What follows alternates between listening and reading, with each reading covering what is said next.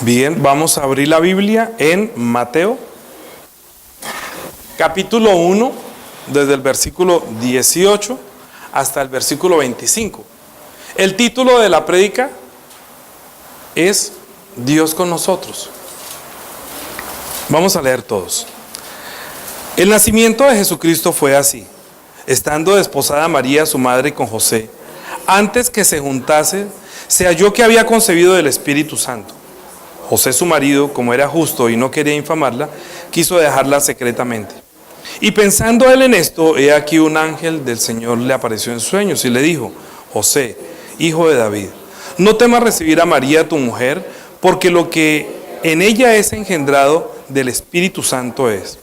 Y dará a luz un hijo, y llamará su nombre Jesús, porque él salvará a su pueblo de sus pecados. Todo esto aconteció para que se cumpliese lo dicho por el Señor, por medio del profeta, cuando dijo: He aquí, una virgen concebirá y dará a luz un hijo, y llamará su nombre Emmanuel, que traducido es Dios con nosotros. Despertando José del sueño, hizo como el ángel del Señor le había mandado y recibió a su mujer. Pero no la conoció hasta que dio a luz a su hijo primogénito y le puso por nombre Jesús. Bien, es que parecía que lo hubiéramos preparado por la Navidad y sí y no. Nosotros estábamos hablando la semana pasada, ¿recuerdan el título de la prédica de la semana pasada? ¿Alguien? La antepasada. Pedí y recibiréis para que vuestro gozo sea cumplido. ¿Sí? ¿Y el título de la semana pasada? ¿Cómo? Si alguno me sirviera, mi Padre le honrará. ¿Por qué? Porque es que nosotros si nosotros servimos al Señor, el Padre nos honrará. Y nosotros hablamos precisamente que quiera honrar. Precisamente honrarlo es que Dios estará con nosotros. Es que no hay otra manera más gratificante para un cristiano es saber que Dios está con nosotros. Pero esa palabra, Dios está con nosotros, es solamente el reflejo o el significado de la palabra Emmanuel. Es decir, una persona si se llama Paz, entonces diría que, es una persona que dice paz. Si esa persona se llama Rosa, entonces dirá que si uno se imagina una flor. Si es Margarita, se imagina una flor. O si es Amparo, se imagina que está siendo amparada o que lo ampara. Como que el significado de los nombres tiene que decir algo de la persona, siempre. Por eso los nombres bíblicos tienen un significado. Moisés quiere decir salvado de las aguas, ¿sí? Y así muchos otros que no vamos a dar los significados de todos. ¿Usted sabe el significado de su nombre? Yo sé el mío, yo no me sé el de todos, pero sé el significado de algunos. Yo sé que Danilo viene de Daniel. Daniel quiere decir mi juez es Dios, o Dios es mi juez, es el que me juzgará. Entonces, pero todos esos nombres tenían que ver verdaderamente con la personalidad de Jesucristo, porque ¿quién juzgaría a Jesús? Dios será mi juez. Emmanuel, ¿qué quiere decir? Traducido quiere decir Dios con nosotros. Jesús quiere decir el Salvador del Salvador. Por eso pondrá su nombre Jesús, porque Él salvará. O sea, cuando uno le decía a Jesús, debería decir Él es el que nos salva, porque es Emmanuel, que traducido quiere decir Dios está con Él o Dios está con nosotros. Mire, en las épocas de las Navidades, cuando nosotros celebramos el nacimiento de Jesús, lo celebran como el nacimiento del niño Dios. Para muchos la Navidad es los villancicos, buñuelos, regalos, natilla. Para muchas personas significa muchas cosas. Para otros que nació el niño Dios. Pero verdaderamente las oraciones y todo, vamos a orar a San José, vamos a orar a María, vamos a orar a Taes, vamos a hacer esto, tú Taina. Pero he visto, y ustedes se han dado cuenta que muchos que hacen las novenas verdaderamente van a burlarse y a reír y a tomar trago, pero verdaderamente no tiene una razón. ¿Por qué? Porque esto verdaderamente es la raíz, la tradición o la religión. Pero no hay un efecto verdaderamente en el espíritu de la persona que verdaderamente le haya afectado espiritualmente el nacimiento de Jesucristo para su vida. Si nosotros fuéramos a hablar de una gran noticia en la humanidad, muchas personas dirían que la caída del muro de Berlín. Otros dirían que de pronto la Segunda Guerra Mundial, otros dirían que lo que pasó con esto, lo otro. Pero la verdadera noticia para la humanidad es que Dios visitó al mundo. ¿Usted se imagina que Dios visitó al mundo? Es que la gente piensa que es que Dios está en todas partes y Dios está en las flores. No, es que Dios visitó al mundo.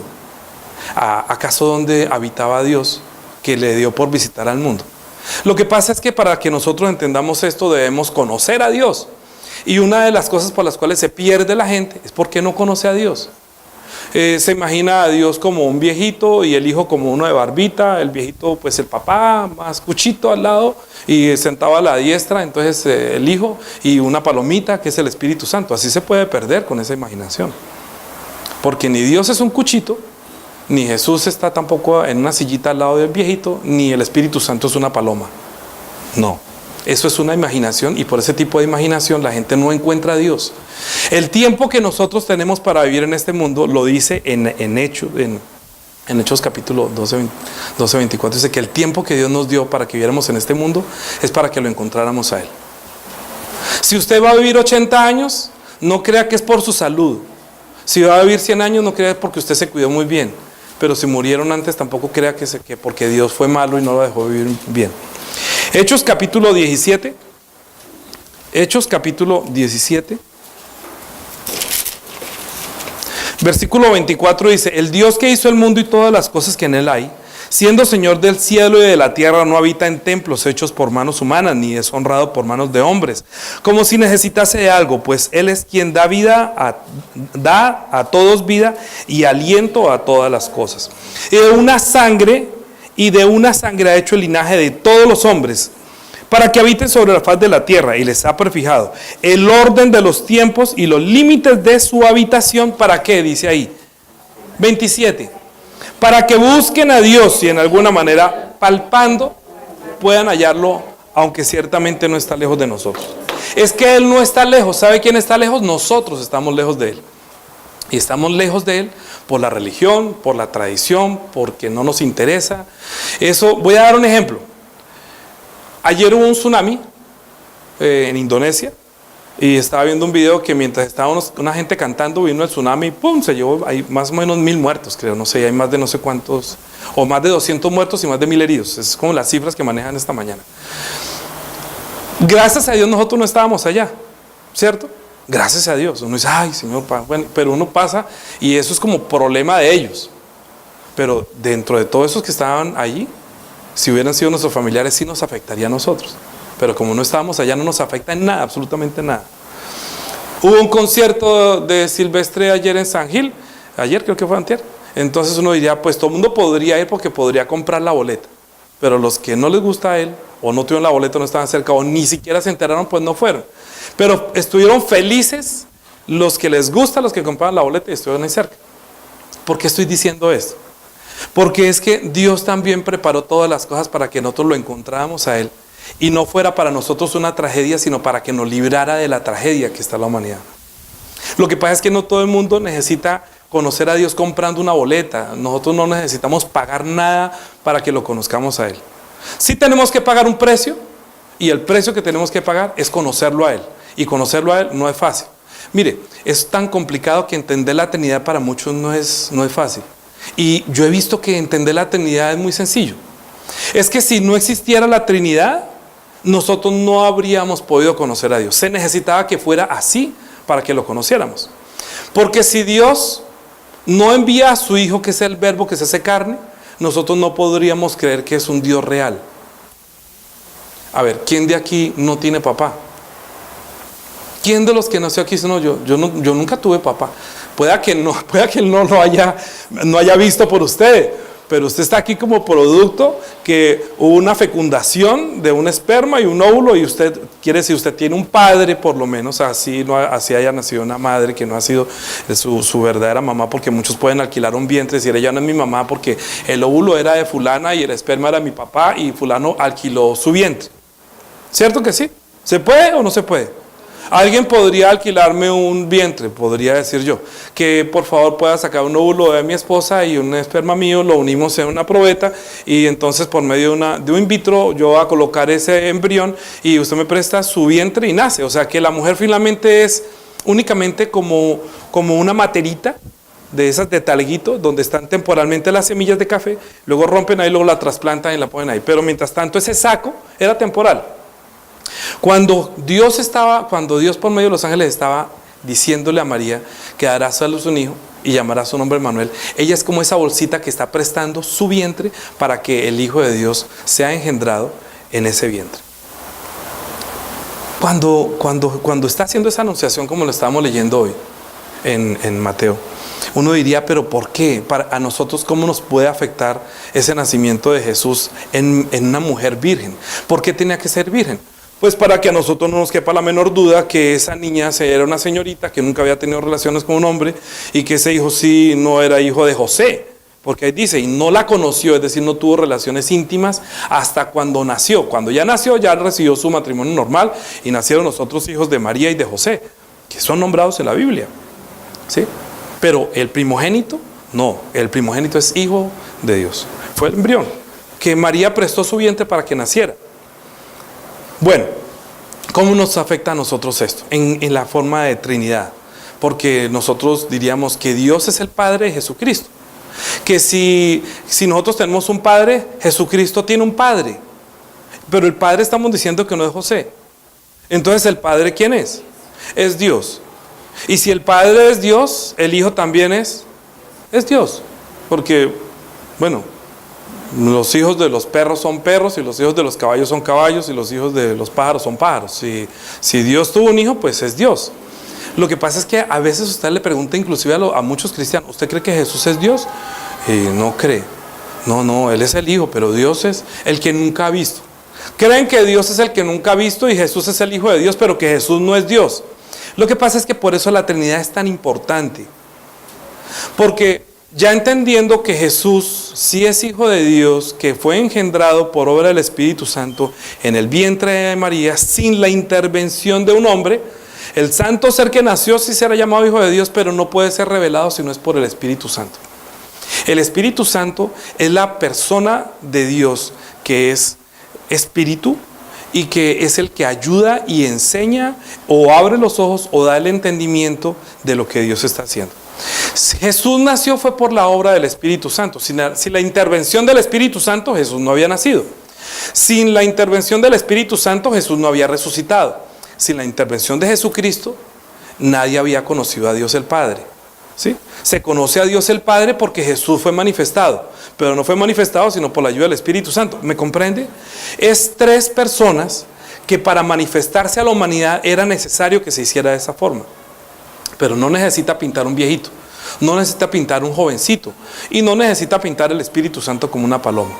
Sencillamente necesitamos entender que la intervención de Dios sobre la humanidad después de que el hombre murió por causa de la desobediencia, porque acuérdense que toda la humanidad estaba representada en Adán. Cuando Adán pecó, le dijo, no coma del árbol de la ciencia del bien y del mal para que no muera, ese pecado o esa desobediencia lo llevó a la muerte y fue expulsado del jardín del Edén. Nosotros siempre lo hemos hablado de esta manera más o menos. Digamos que esto era el jardín del Edén. Quitemos todo esto de acá. Estaba en el jardín del Edén y estaba el árbol de la ciencia del bien y del mal en el centro. Y puso al hombre que estaba en el huerto del Edén, lo puso adentro en ese sitio. Pero como el hombre desobedeció, fue echado fuera del huerto del Edén. ¿Cuál es el objetivo de Dios? ¿Qué es lo que Dios quiere con nosotros? Que el hombre vuelva otra vez a entrar como si estuviera en la relación con Dios, pero no puede entrar porque no encuentra la puerta. Pues Dios puso una puerta muy angosta para que nosotros podamos entrar nuevamente. Jesús dijo, yo soy la puerta. Y muchas personas quieren encontrar muchas puertas para encontrar a Dios. Entonces oran al uno, oran al otro, a Buda. Entonces, digámoslo así, que para que nosotros entendamos que Dios está con nosotros, está determinado por conocer a Dios y no conocer a Dios. Es decir, que los hombres que salieron del huerto del Edén, que estaban en la humanidad de Adán, estaban en Adán, todos nosotros estuvimos en Adán. Cuando Adán pecó, todos estábamos en él. Así como Juan Manuel estaba en el papá hace 60 años, ¿cierto? ¿Tiene más de 60? No. ¿Cuántos años tiene Juanma? 45. O sea, 44. O sea, que hace 46 tú estabas en tu papá. ¿Sí? Y Paola, ¿cuántos años tiene? 35 años estabas en tu papá. En tu papá. ¿Y Mónica? Ay, le revelé a todos, pues me tengo que cogerla así. Todas están viejas. Yo no soy el único viejo. Yo pensé que yo era el único viejo. Aquí todos estamos viejos. Entonces no pregunto más bien. Los hombres no les da pena decir cuántos años tiene Edison. ¿Cuántos años tiene? 22. 23 años hace que estaba en el vientre, en el papá. Yo no creo, él debe tener por lo menos 65. Lo que pasa es que no. Cada uno de nosotros, si usted quita un año más, hace un año más de la vida de su existencia, usted estaba en su papá. Y su papá, si tiene 70 años, hace 71 estaba en el papá. Y así sucesivamente hasta que todos estábamos en Adán. Cuando Adán desobedeció, murió. Y cuando murió, murió su espíritu y todos nosotros estábamos ahí dentro y todos nosotros estábamos muertos. Cuando Adán fue echado fuera del paraíso, fue echado de la presencia de Dios. Y fuimos echados porque todos los que salimos de él estamos ya fuera de su presencia. Pero Dios es tan misericordioso y es tan bueno que para salvar al hombre se manifestó de esa manera, como el Dios que va a intervenir y va a llegar hasta la humanidad y va a buscar al hombre que fue creado a su imagen y semejanza, pero para buscarlo el verbo de Dios se hace carne. Entonces todo lo que estaba en el Antiguo Testamento es parábola de el nacimiento o de la visita del Hijo de Dios al mundo. Es que todo fue preparado desde la salida del huerto del Edén hasta el nacimiento de Jesucristo. Fue la preparación de Dios para que nosotros lo encontráramos a Él. Porque no podíamos encontrarlo porque fuimos echados de su presencia a partir de Adán. Entonces, el camino que Dios escogió fue el camino de escoger a un hombre que le pudiera creer a Él sin que titubeara. El primero de ellos fue Noé. Le dijo, construye un arca porque yo voy a destruir toda la humanidad. Y entonces Noé dijo, comenzó a construir el barco y él sin que pensara que hubiera mar, todo el mundo se burlaba de él, pero él le creyó a Dios y él y su familia entraron en el arca y se salvaron y el resto se murió. Y de ahí salió otro que fue Abraham. Abraham también le dijo, vete de tu tierra y tu parentela a la casa a donde yo te mostraré. Y el hombre salió a donde Dios le dijo. Y cuando le dijo, mire, usted le dijo, pero yo no tengo hijos, yo le voy a dar un hijo. Pero no se lo voy a dar cuando usted puede, se lo voy a dar es cuando usted no pueda. ¿No sería una buena señal para Abraham saber que Dios estaba con él? Si siendo ya una persona que no puede tener hijos y que la esposa ni siquiera ya menstruaba ni ovulaba y nacieran los hijos. ¿Usted se imagina un par de cuchitos ya que no pueden tener hijos? ¿No será que ellos piensan, bueno, si Dios está con nosotros, nacerá ese hijo? Y nació el hijo y le puso por nombre Isaac. ¿Qué quiere decir? Risa. Dijo Sara, es que Dios me ha hecho reír. ¿Cómo no se va a reír? Pero ¿será que mi marido se va a complacer de mí que es una cuchita ya? Sí, pero es que Abraham no lo estaba haciendo porque era linda, sino porque tenía promesa que de él saldría un hijo. Y que ahí pondría a salir todos los herederos de él. Y que ahí saldrían príncipes y reyes. Y Dios le cumplió, y de ahí nació David, y nació muchos. Y de ahí salió el pueblo de Israel. El pueblo de Israel, que estaba durante un tiempo, porque Dios le dijo a Abraham que tu descendencia será esclava en Egipto. Y estando en Egipto, en una nación, pero yo los voy a sacar de allá con mano poderosa. Entonces, cuando ellos salieron de Egipto, cuando ya el pueblo se creció y estuvieron en Egipto, llegó a ser muy numerosa, Dios los mandó por medio de la mano de Moisés sacarlos para que se acercaran a Dios. Y los sacó de Egipto y los pasó por el mar, y estando ya en el desierto, Dios les dio la ley y les dio el tabernáculo.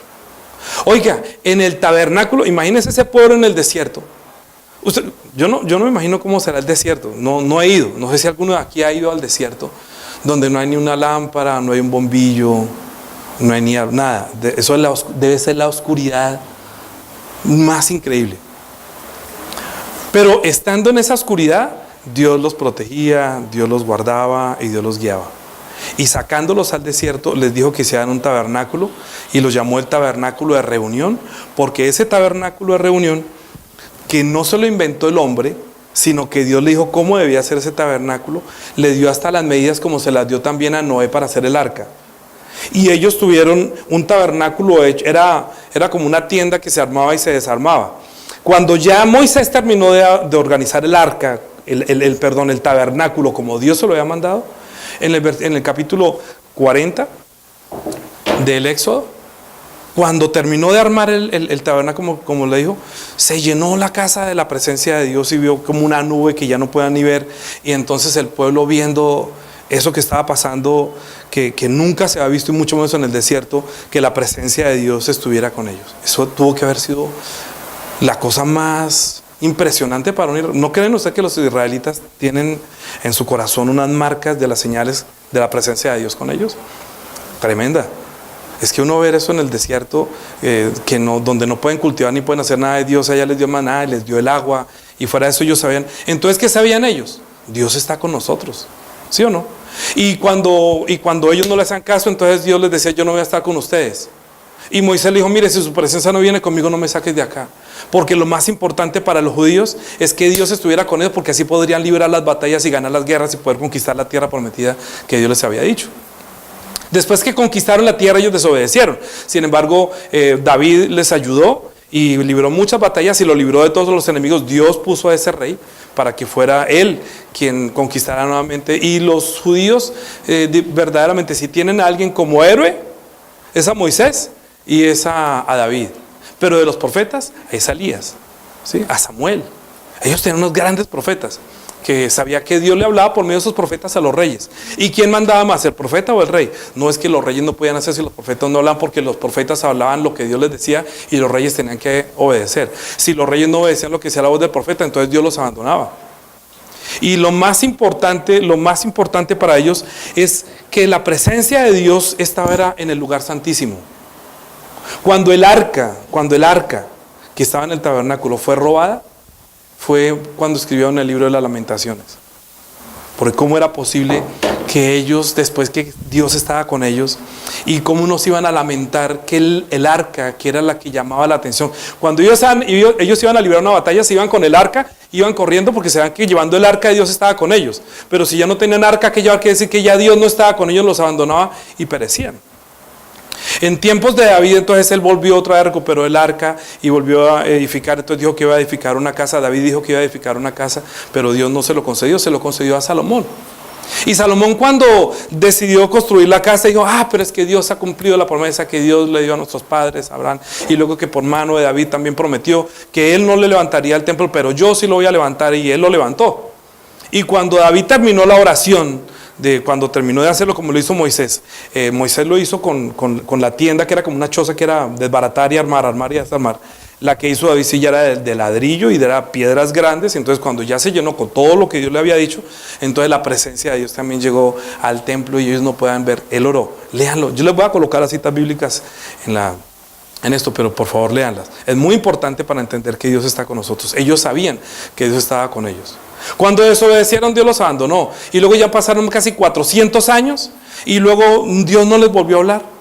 No les volvió a decir nada. Ya todo lo que estaba dicho, el último libro que se escribió fue el del libro de Malaquías, y pasaron, 400 años. ¿Se imagina? Pasaron varias generaciones y solamente estaban esperando que niños nos es nacido, ¿sí? La promesa que acabamos de leer en Mateo. Esto ocurrió para que se cumpliese lo hecho por medio del profeta cuando dijo: una virgen concebirá y dará a luz un hijo y llamará su nombre Jesús, porque él salvará a sus pueblos de sus pecados. Entonces, ¿qué es salvar del pecado? La venida de Jesús, salvarnos de nuestra maldad. Es que el pecado es el desconocimiento de Dios. El pecado es no conocer a Dios. ¿Por qué? Porque es que una cosa es ser malo con la gente, que también es una falta, es pecado, es maldad contra los demás. Pero es que lo que se hace contra Dios sí es pecado. Y hay muchos que pecan contra Dios y son malos con la gente. Uno dice, pecar contra Dios es no honrar a mamá y a papá. No, eso es algo que está haciendo mal contra su papá y contra su mamá. Pero si usted hace un ídolo, ¿contra quién está pecando? ¿Acaso Dios dijo que no hiciéramos los ídolos? Es que ahí dice, lo que pasa es que la gente es terca. No, pero es que yo no lo hago para... No, usted lo está haciendo para contradecir a Dios. O es que usted se está inventando un Dios. Entonces, la prédica antepasada, cuando estábamos terminando primera de Juan capítulo 5, en el último versículo dice: hermanos míos, guardaos de los ídolos. ¿Por qué? Porque es que el ídolo no puede escuchar, una estatua no puede ver, no puede caminar, no puede oler, no puede comer. Y sin embargo la gente va y le pide y le dice: ¿y cómo va a escuchar Dios? Entonces esa gente es pecadora, pecado. Bueno, paréntesis, ¿qué es pecado? Pecado es no dar en el blanco. Una persona que no es precisa, que no es certera, cuando no da en el blanco uno dice pecó. Entonces, si usted coge y está jugando tiro al blanco con dardo y está yo no sé cómo se llama el cosito ese, ustedes me entienden lo que estoy diciendo, la ruedita, y a mitad hay un puntico, y cuando usted coge el cosito ese ¿sí? A mi esposa le encanta jugar tiro al blanco con las escopeticas chiquiticas, le fascina. Ella es una dura para tiro al blanco. Tanto que me disparó y me agarró a mí. Pero no, eso no es tiro fijo, aunque es santandereano. Pero digo, es que si es certero, entonces uno le dice que pecó. Pero si la persona no da en el blanco, entonces uno le dice erró o pecó. Errar es lo mismo que pecar. Errar es que se desvió la flecha, o se desvió la bala, o se desvió el dardo. Una persona que no obedece a Dios está desviada de la voluntad de Dios, o sea, se desvió. Iba bien, Adán iba bien, estaba en el huerto, estaba trabajando, pero la esposa le dijo, ay, ¿y qué hizo el diablo? No va a pasar esto, no, usted, Dios los está engañando, usted no va a morir. Entonces lo hizo desobedecer, quiere decir, lo hizo errar, lo hizo pecar, lo hizo desviarse. El hombre se desvió tanto que Dios sabía, es que si usted se desvía se pierde. ¿Usted no ha visto la gente cómo se desvía en la iglesia? Que deja venir un día, luego otra semana. Cuando pasa un mes, ya está lejos. Luego volver después de 3 meses, vaya, encuentra el camino. Lo que dice Hebreos es que es deslizarse. Cuando la persona piensa que no pierde la salvación. Hebreos capítulo, ya les voy a decir, capítulo 1. No, perdón, capítulo 2. Capítulo 2, versículo 1 dice, por tanto es necesario que con más diligencia atendamos a las cosas que hemos oído, no sea que nos deslicemos. Ese deslizarse no está hablando como si yo me quito la argolla y se me deslizó y se me fue por el sifón, que se desliza así por el jabón. No, deslizarse está hablando del barco. Hebreos capítulo 2, versículo 1. Está hablando de el barco que cuando se suelta del muelle, se va deslizando y se va yendo hasta cuando ya no puede volver solo a encontrar ni siquiera el rumbo. Una persona que se desliza o que se desvía es como un náufrago en el mar, que luego no sabe cómo orientarse ni cómo volver. Ahí está diciendo, no sea que nos deslicemos, porque si la palabra dicha por medio de ángeles fue firme, y toda transgresión y desobediencia recibió justa retribución, ¿cómo escaparemos nosotros si descuidamos una salvación tan grande, la cual habiendo sido anunciada de manera por el Señor, nos fue confirmada por los que la oyeron? Es decir, que la gente descuida la salvación, y descuida la salvación es que comienza a alejarse de Dios hasta el punto que ya no puede volverlo a encontrar. Mire, el objetivo de la iglesia es que la gente siempre pueda encontrar a Dios. Por eso el culto tiene la oración de arrepentimiento. Por eso es que uno no va a la iglesia porque me guste o no me guste, sino porque yo necesito encontrar a Dios, conocer a Dios, porque si yo no lo conozco, el tiempo que me dio a mí para conocerlo de pronto no me va a alcanzar. Hay gente que ha pasado toda la vida y no ha encontrado a Dios. ¿Por qué? Porque es un pecador que está tan desviado que piensa que lo encuentra en una imagen, que piensa que lo encuentra en tu taina, que piensa que lo encuentra y ahí no lo encuentra. Lo encuentra como Mahoma, que lo encuentra que todos los caminos conducen a Dios. ¿Acaso Jesús no dijo que yo soy el camino? Jesús dijo yo soy el camino, no traten de buscar en otra parte. Él dijo no hagan imágenes, ¿por qué? Porque la imagen viene de imaginación. Y cuando usted se imagina a Dios, usted está haciendo un Dios como usted se lo imagina, pero no como el que dice la Biblia. Y en eso está pecando contra Dios. No es que yo lo quiero juzgar, es que nosotros estamos juzgando aquí la conducta de la gente. Yo no vengo a juzgar aquí la conducta de las personas, porque si fuera a juzgar la conducta de las personas, yo no sería una persona libre espiritualmente, ni los estaría haciendo libres a ustedes. Nosotros somos libres cuando entendimos qué es pecado. Pecado, Juan capítulo 16. Juan capítulo 16. Versículo 7. Jesús dijo, pero yo os digo la verdad, os conviene que yo me vaya, porque si no me fuera, el Consolador no vendría a vosotros, mas si me fuere, os lo enviaré. Y cuando Él venga, convencerá al mundo de pecado, de justicia y de juicio. ¿De pecado por cuánto? Entonces el pecado es no creer en Jesús. Por eso aquí yo nunca estoy hablando de la conducta de la gente. La conducta de la gente me sirve como parábola para entender que lo que está haciendo está mal. Usted puede hacer todas las cosas malas que puede hacer en este mundo y eso no lo hace usted más pecador que otro.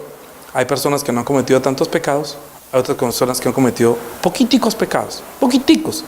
Pero el que cometió poquiticos o el que cometió mucho ante Dios es un pecador si no lo conoce a Él. ¿Por qué fue que Jesús nació en un pesebre?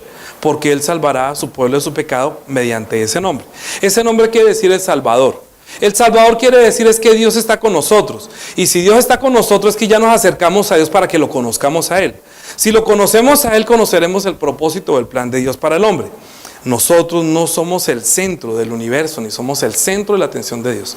El centro de la atención de Dios es su Hijo. Si usted tiene hijos, usted sabe que el centro de la atención de su vida es su hijo. Yo he dicho, cuando mis hijos se casan, se van, yo entiendo que mi hijo de pronto se olvide de mí y no me llame sino por ahí cada mes. Yo entiendo. ¿Por qué? Porque ahorita tiene un hijo y tiene muchas cosas en su cabeza de problemas, de pagos de deudas y de situaciones que a mí también me pasó. Yo no me acordaba de mi mamá ya hace mucho tiempo. Entonces, yo lo que veo es que cuando nosotros estamos acercándonos a Dios, si verdaderamente estamos acercándonos a Dios, después que nosotros lo conozcamos, nosotros no deberíamos olvidarnos de Él. Por eso es que es tan importante la venida del Espíritu Santo, porque el Espíritu Santo nos convencerá de pecado. Escuche, de pecado. El Espíritu Santo lo convencerá de pecado, es que el Espíritu Santo lo va a convencer que si usted deja de creer en Jesús, usted estará cometiendo el pecado más grande. ¿Sí?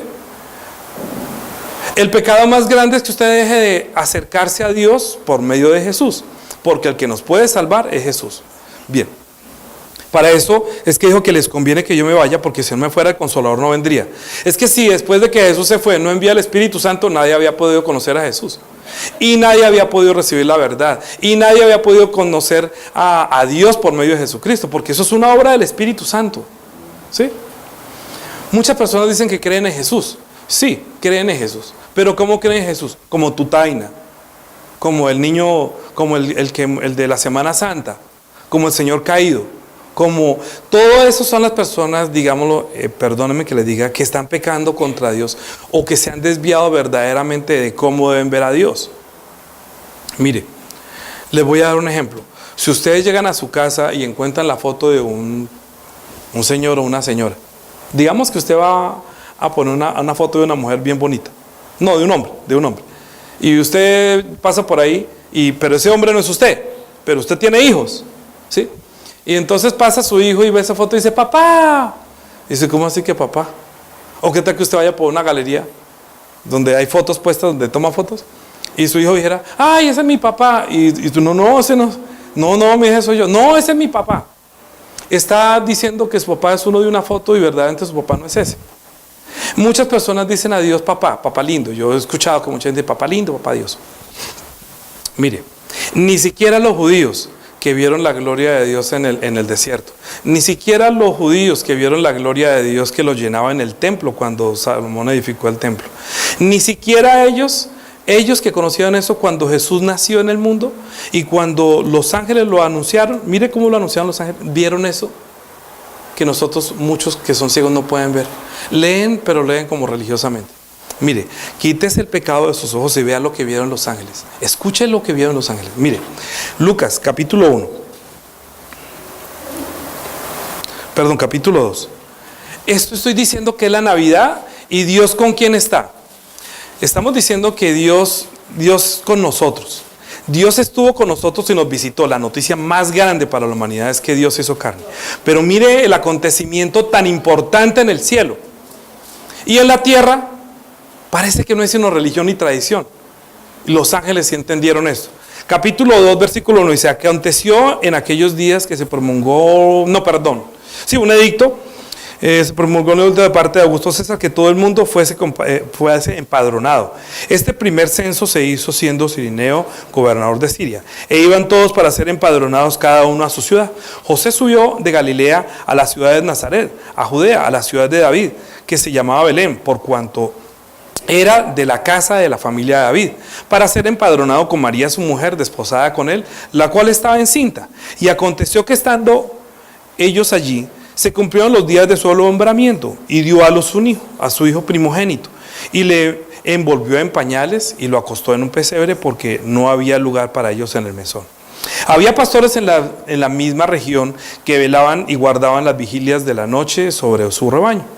Y aquí se le presentó un ángel del Señor, y la gloria del Señor los rodeó del resplandor, y tuvieron gran temor. Ya está viendo el resplandor de un acontecimiento parecido a lo que pareció en el desierto, muy parecido a lo que le pasó a David cuando erigió el templo. Y muy parecido a este resplandor cuando se está anunciando el nacimiento de Jesús. Pero el ángel les dijo: no temáis, porque he aquí os doy nuevas de gran gozo, que será para todo el pueblo. ¿Qué será qué? ¿De gran qué? No, entonces sí debe tener una respuesta. O sea, la gente sí debe tener un gozo por esta noticia. La pregunta es si la gente está teniendo el gozo por esta noticia. Dice que será de gran gozo para todo el pueblo. Dice que os ha nacido hoy en la ciudad de David un Salvador, que es Cristo el Señor. Dice: esto os servirá de señal. Hallaréis al niño envuelto en pañales, acostado en un pesebre. Y como se dio esa noticia públicamente, ¿quiénes fueron los primeros que aparecieron? Dice: y repentinamente apareció con el ángel una multitud de huestes celestiales que alababan a Dios y decían: gloria a Dios en las alturas, y en la tierra paz y buena voluntad para con los hombres.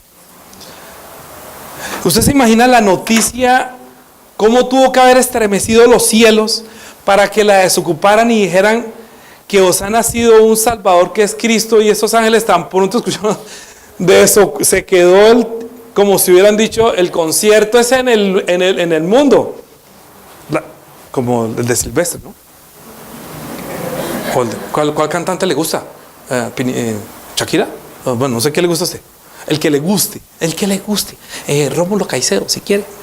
O ¿cómo es que se llama? Los Cuyos. Ay, man, se van a presentar los Cuyos allí. O los Trovadores. No sé. Pero que a usted le guste. Voy a la presentación porque es la única vez que se va a presentar en Bucaramanga. Los ángeles dijeron: os ha nacido hoy en la ciudad de David un Salvador, que es Cristo.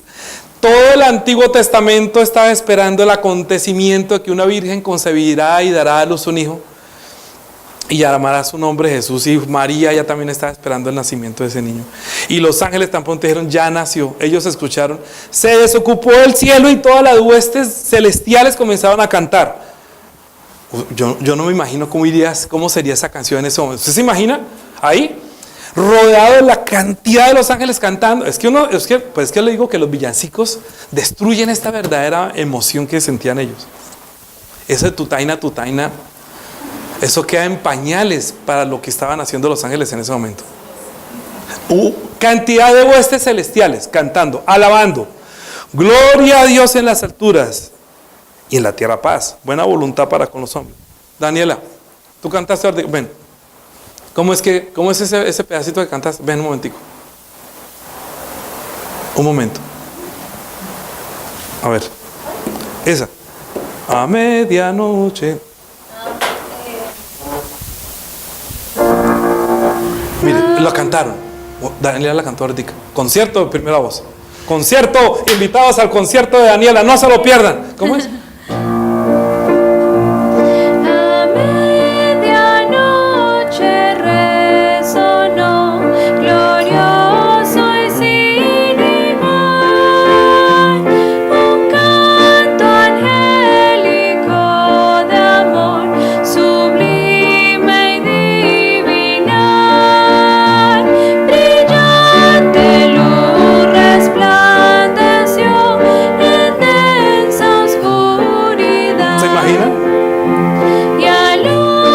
Los ojos un momento, escuchen.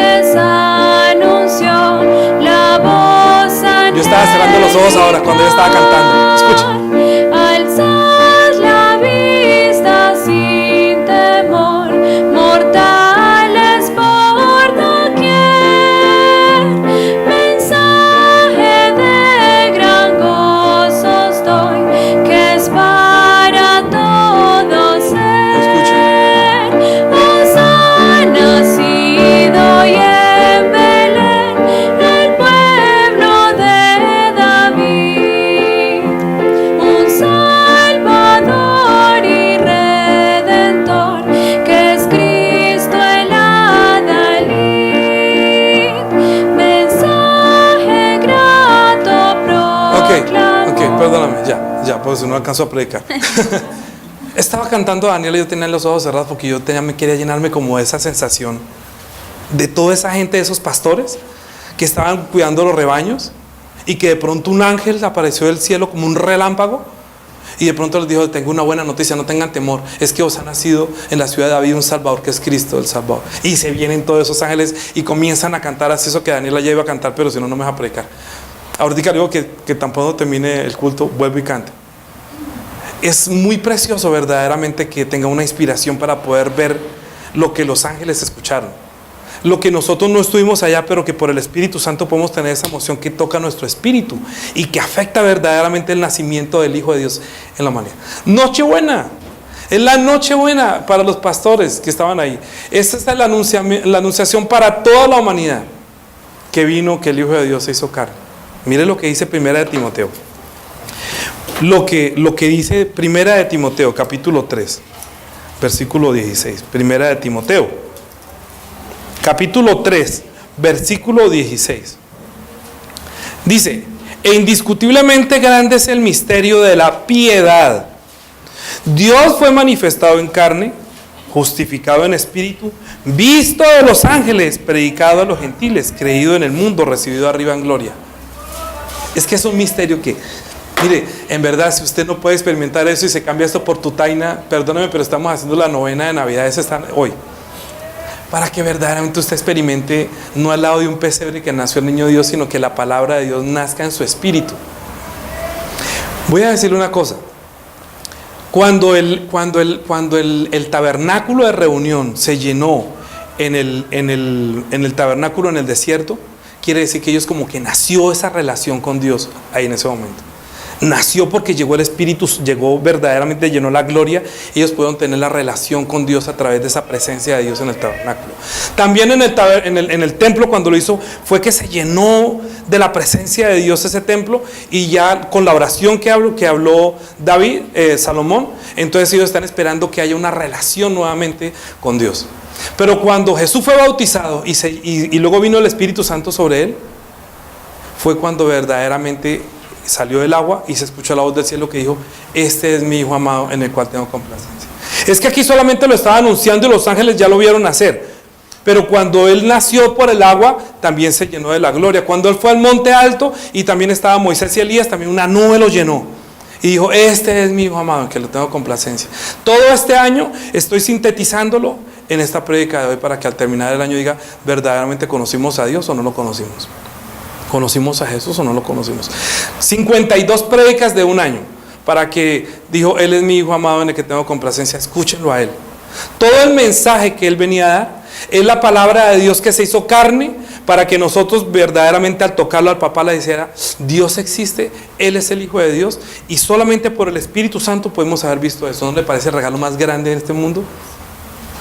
Mire lo que dijo Jesús acerca de su nacimiento, de su vida. Él a qué vino. ¿A qué vino? Mateo 20, Mateo capítulo 20,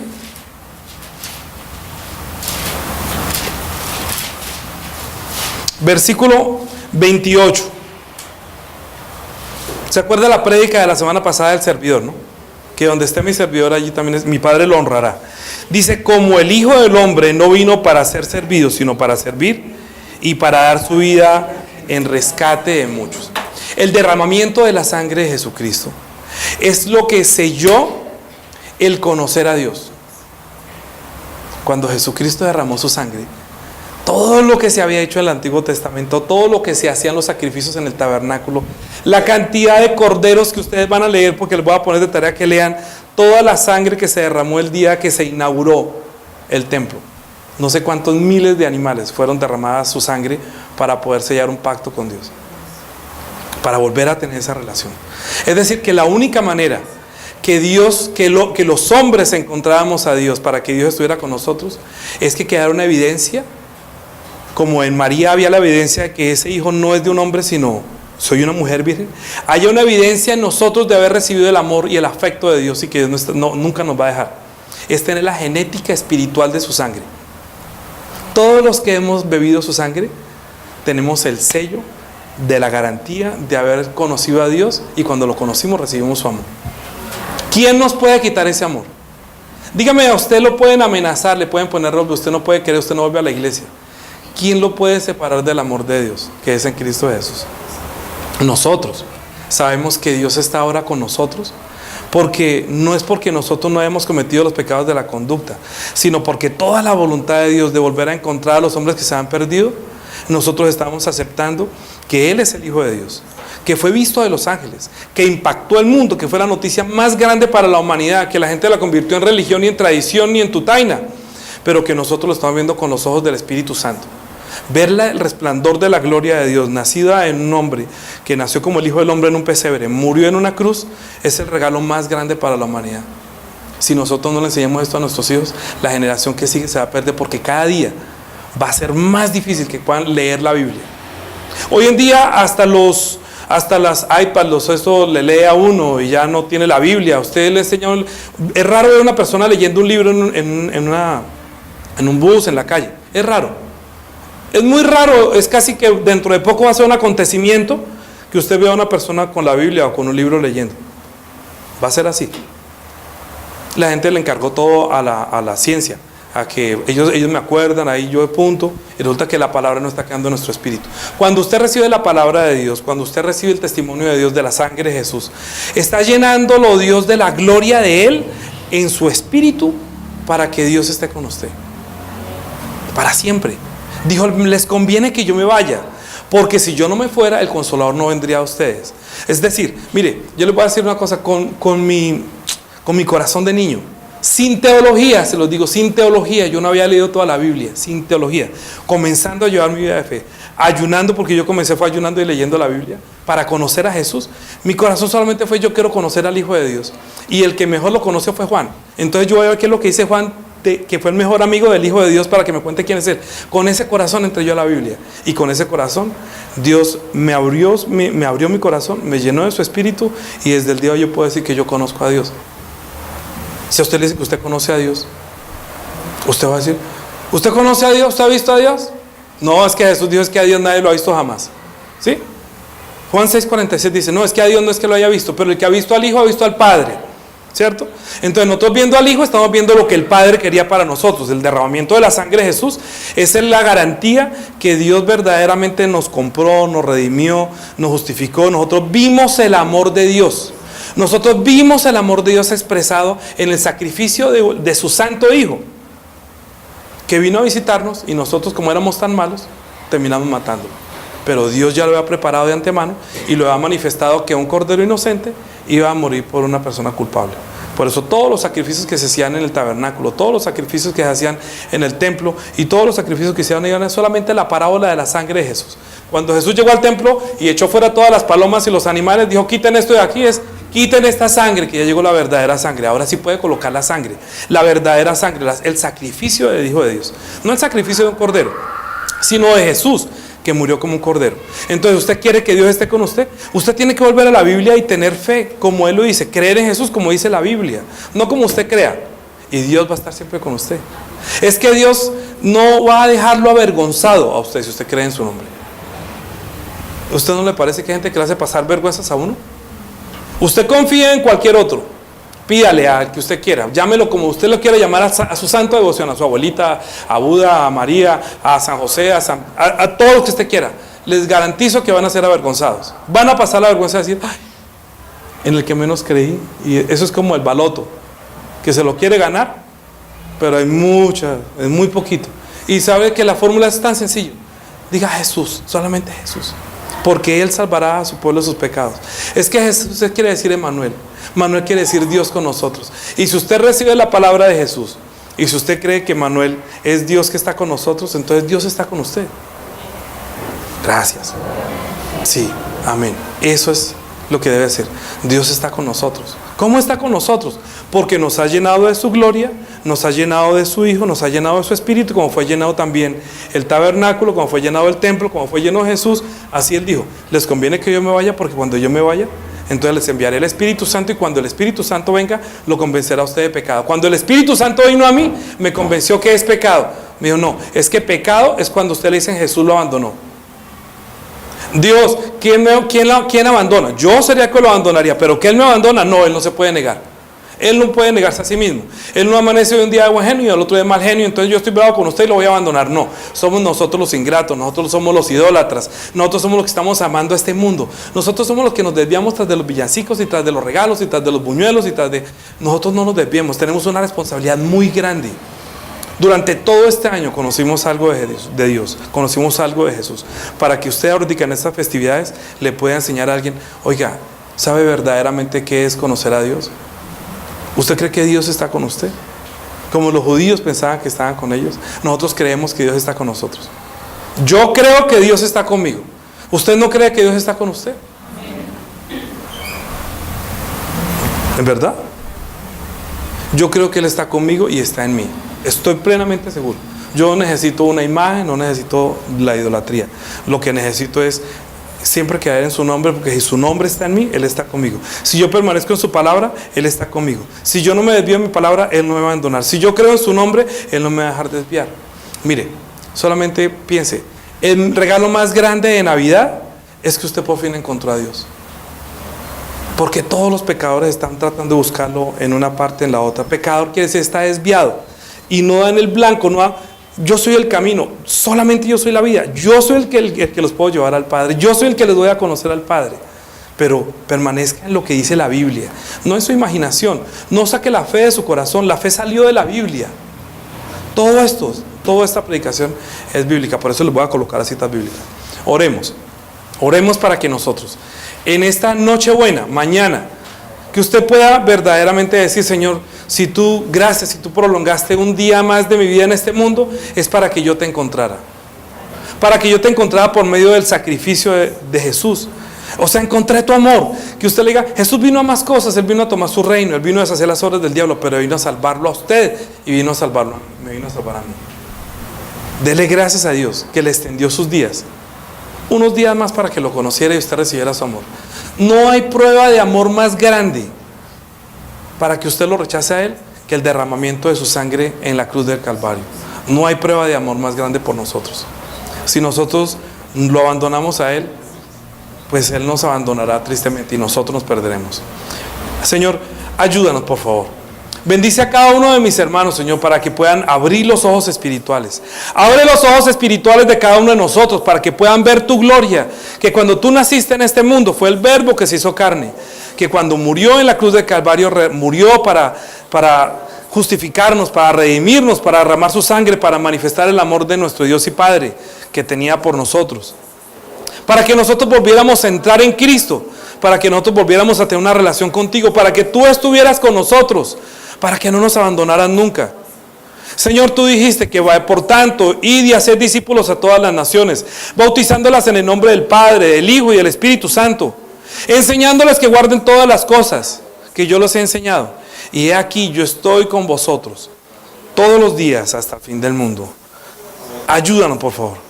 Que tú estés con nosotros todos los días hasta el fin del mundo, porque estamos testificando que hemos encontrado al Dios único y verdadero, que hemos encontrado su amor, que hemos nacido de nuevo, que nos ha llenado de su gloria, que nos ha dado el regalo más grande que es la salvación, que nosotros no nos ganamos la salvación por nuestras buenas obras, sino porque hemos encontrado la obra que nuestro Dios hizo por nosotros, enviando a su Hijo en carne para pagar por el pecado de nosotros, de no conocerte, de no conocer tu amor. Bendice a los hermanos que no te han encontrado, para que encuentren la gracia en ti, para que encuentren el amor en ti, para que se unan a ti, para que no mueran sin haberte conocido, para que no partan de este mundo siendo pecadores, desviados, completamente perdidos de no haber conocido el amor de nuestro Dios. Ayúdanos, que tú estás con nosotros dando testimonio de la verdad, que nosotros estamos contigo, Señor, permaneciendo en tu palabra. Bendícenos, por favor. Ayúdanos para que pasemos nosotros una noche buena, llena de la felicidad, recordando el gran misterio, que Dios fue manifestado en carne, justificado en espíritu, visto de los ángeles, predicado a los gentiles, creído en el mundo y recibido en gloria. Ayúdanos, por favor, para que nuestro espíritu esté conmovido, hasta llenarnos de gozo y de la felicidad de haberte conocido, antes de partir de este mundo. Amén.